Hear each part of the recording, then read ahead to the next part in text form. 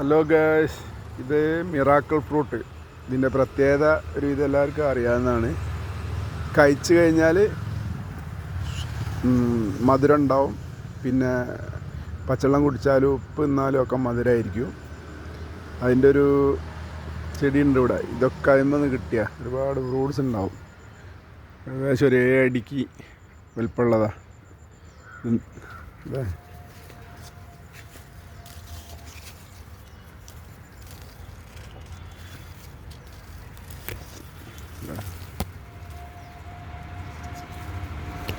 ഇനിയും കായ്കളുണ്ട്.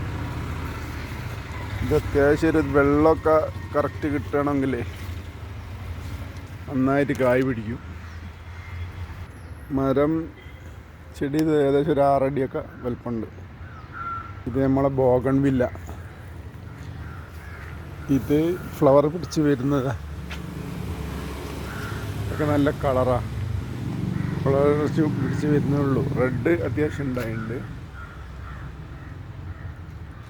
പിന്നെ അത് യെല്ലോ, ഇതൊക്കെ ഇന്നലെയും മെനാന്നൊക്കെ ആയിട്ട് വന്ന ഇത് വൈറ്റ്.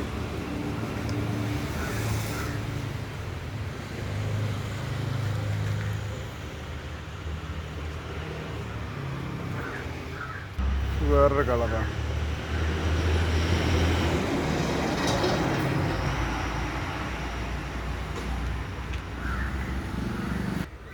ഇത് വേനൽക്കാലത്തൊക്കെ കണ്ടില്ലേ, ചെടിയൊക്കെ ഹെൽത്തി ആയിട്ട് നിൽക്കണതാ. അടിയിൽ നനവുണ്ട്, ചെറിയ തുള്ളി ഉറ്റിയിട്ട് അവിടെ നിന്നൊക്കെ കൈ കഴുകുമ്പോഴൊക്കെ ഉറ്റി വരുന്ന വെള്ളമാണ്. അതിൻ്റെ അടിയിൽ ഇത് ചെടി വെച്ചു കൊടുത്തു കഴിഞ്ഞാൽ തന്നെ നന്നായിട്ട് ഹെൽത്തി ആയിട്ട് എപ്പോഴും നിൽക്കും. ചെടിക്ക് ചെറിയൊരു വേരെന്തെന്നാലും ഏത് ചട്ടിയാണെങ്കിലും പെട്ടെന്ന് ഒരു താഴോട്ട് വേരിറങ്ങി നിൽക്കും. അപ്പം നനയ്ക്കൊന്നും വേണ്ട, ഇതിനങ്ങനെ നനയ്ക്കലൊന്നുമില്ല.